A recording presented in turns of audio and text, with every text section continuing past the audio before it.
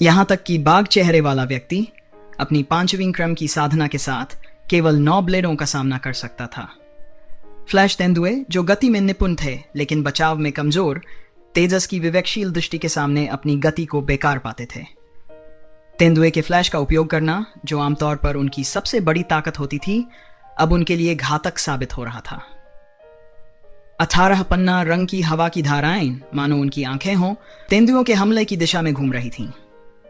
इन धाराओं में इतनी ऊर्जा थी कि वे लगभग मूर्त लग रही थीं, और उनकी शक्ति फ्लैश तेंदुओं की रक्षा क्षमताओं से कहीं अधिक थी। तेजस की वर्तमान साधना रहस्यमय स्वर्ग तकनीक के 4थे स्तर के शिखर पर पहुंच चुकी थी।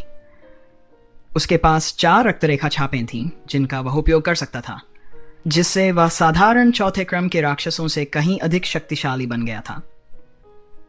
18 पवन ब्लेडों का उपयोग करते हुए उसने उस इमारत के आसपास के क्षेत्र को ब्लेडों के तूफान में बदल दिया जिस पर वह था। यह पहली बार था जब उसने अपनी पूरी ताकत का प्रदर्शन किया था।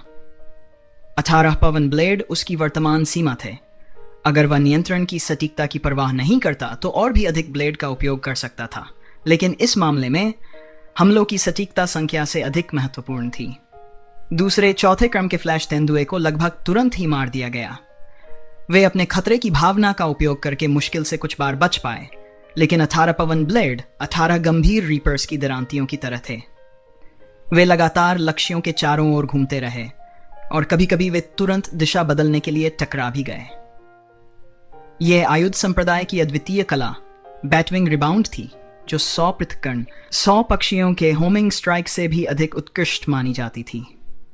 यह तकनीक चमगादड़ों की उड़ान पैटर्न की नकल करती थी और इसकी अप्रत्याशितता और सटीकता के लिए जानी जाती थी। तेजस की विवेकशील दृष्टि के नियंत्रण में बैटविंग रिबाउंड तकनीक को और भी ऊंचाई तक पहुंचाया गया। प्रत्येक पवन ब्लेड, जो पवन तत्व ऊर्जा से बना था, विवेकशील दृष्टि के मार्गदर्शन में उड़ते समय अधिक वायु तत्व को अवशोषित कर सकता था, जिससे उसकी शक्ति बढ़ जाती थी।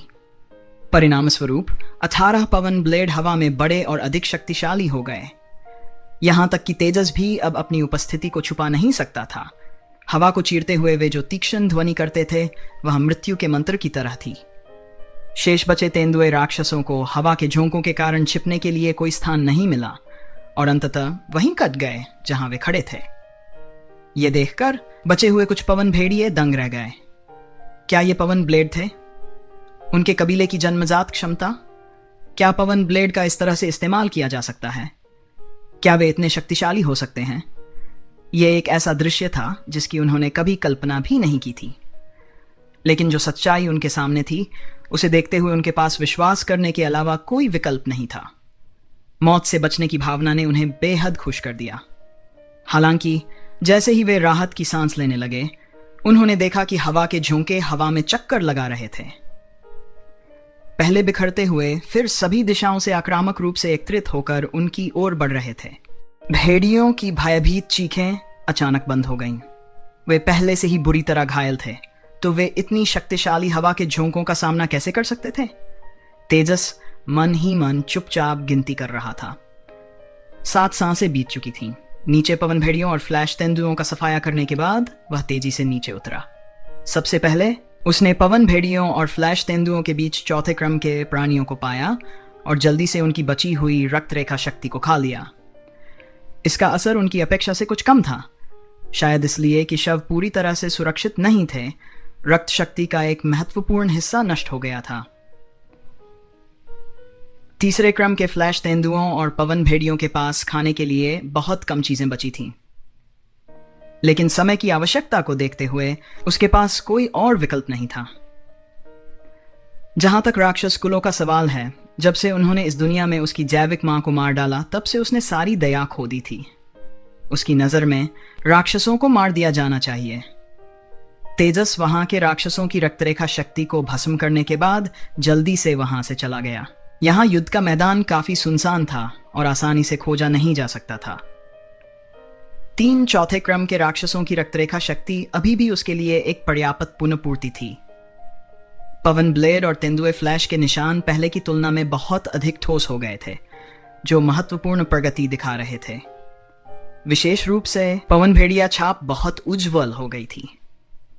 ऐसा लग रहा था कि ऊर्जा भक्षण के अंतिम दौर के बाद यह एक अड़चन में पहुंच गया था और यह आगे बढ़ने में असमर्थ था। तेजस को इस बात से कोई आश्चर्य नहीं हुआ। यह छाप उसके अपने रहस्यमय स्वर्ग तकनीक साधना स्तर से बहुत करीब से जुड़ी हुई थी। यह सामान्य बात थी कि जब तक रहस्यमय स्वर्ग तकनीक चौथे क्रम पर अटकी हुई थी, तब तक रक्तरेखा छाप आगे नहीं बढ़ सकती थी। 80 सांसें बीत चुकी थीं। तेजस ने अपना सिर उठाया। उसकी नजर फिर से विंडवुल्फ टाउन के केंद्र में चल रही लड़ाई की ओर मुड़ गई। इस समय 7वें क्रम का शक्तिशाली फ्लैश तेंदुए एलारा अपनी गति में पूरी तरह से श्रेष्ठता प्रदर्शित कर रही थी। विंडवुल्फ टाउन के हाई प्रीस्ट द्वारा क्षेत्र प्रभाव वाले वायु तत्व हमलों को जारी करने के बावजूद वह अभी भी फ्लैश तेंदुए को नहीं छू सकी, जिसकी गति अविश्वसनीय थी। जब हाई प्रीस्ट ने पवन ब्लेडों की बौछार जारी की तो यह 100 मीटर पीछे भी जा सकती थी। फिर जब पवन ब्लेड बिखर गए तो तेंदुए फ्लैश का उपयोग करके तेजी से जवाबी हमला कर सकती थी। रक्तलाल आंखों वाला पवन भेड़िया भगवान उच्च पुजारी से रक्तरेखा शक्ति प्रवर्धन के तहत सामान्य से कहीं अधिक युद्ध शक्ति प्रदर्शित कर रहा था।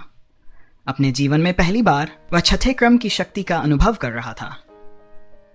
उसका बढ़ता हुआ प्रभावशाली रूप एलारा के अधिकांश हमलों का सामना कर सकता था, लेकिन वह भी बुरी तरह घायल हो गया था। यद्यपि उच्च पुजारी ने कबीले के गुप्त तरीकों का उपयोग करके बलपूर्वक उनकी ताकत बढ़ा ली थी, फिर भी एक सच्चे 7वें क्रम के दानव और 6ठे क्रम के दानव के बीच का अंतर अंततः अजेय था। एलारा ने लड़ाई में उन पर पूरी तरह से हावी हो गई।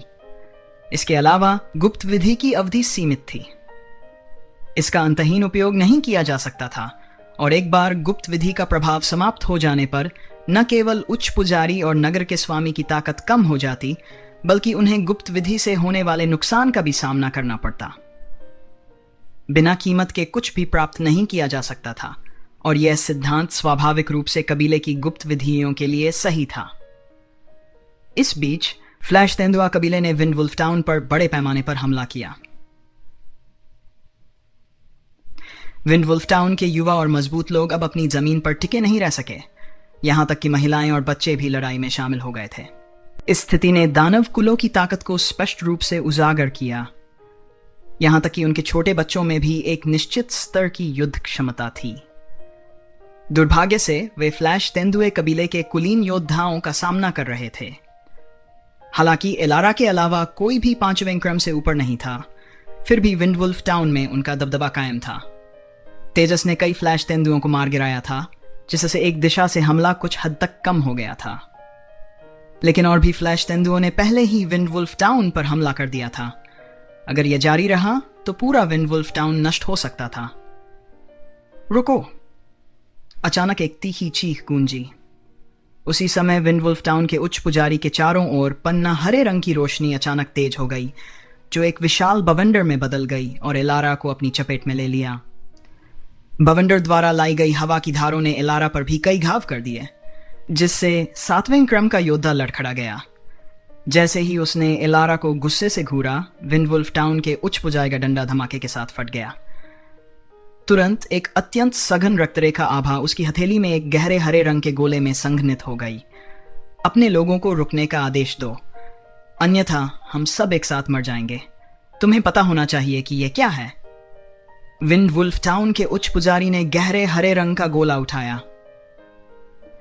एलारा के चेहरे के भाव बदल गए। वह फिर से उन पर हमला करने का इरादा कर रहा था, लेकिन इस बार उसके पास सुनने के अलावा कोई विकल्प नहीं था। वह अच्छी तरह जानता था कि वह वस्तु क्या थी। किसी भी दानव या अप्सरा कुल में पुजारियों को एक पूजनीय दर्जा प्राप्त था, क्योंकि वे पूर्वजों की शक्ति को बुला सकते थे, अपने लोगों की रक्त शक्ति को लगातार मजबूत और स्थिर कर सकते थे तथा रक्त शक्ति को कमजोर होने से रोक सकते थे, क्योंकि यह पीढ़ी दर पीढ़ी हस्तांतरित होती रहती थी। इस प्रक्रिया की देखरेख करते हुए पुजारी अक्सर प्रत्येक वंशज से इस वंश की कुछ शक्ति एकत्रित करते थे। इसके अलावा उनके पास पैतृक वंश से सीधे संवाद करने की क्षमता भी थी। जब ये शक्तियां एकत्रित होती थी तो वे एक कबीले का मूल बन जाती थीं। विंडवुल्फ टाउन के उच्च पुजारी द्वारा धारण किया गया स्याही हरा गोला विंडवुल्फ का हृदय माना जा सकता है। इसमें विंडवुल्फ टाउन के सभी लोगों की रक्तरेखा आभा का एक धागा था। साथ ही बलिदान में लगातार चढ़ाए जाने वाले रक्त और ऊर्जा भी थी। विंडवुल्फ टाउन के उच्च पुजारी द्वारा कई वर्षों में परिष्कृत की गई और विंडवुल्फ पूर्वजों की आभा के साथ मिश्रित ये शक्तियां पूरे विंडवुल्फ टाउन का मूल थीं और विंडवुल्फ वंश की रक्त रेखा विरासत का एक हिस्सा थीं।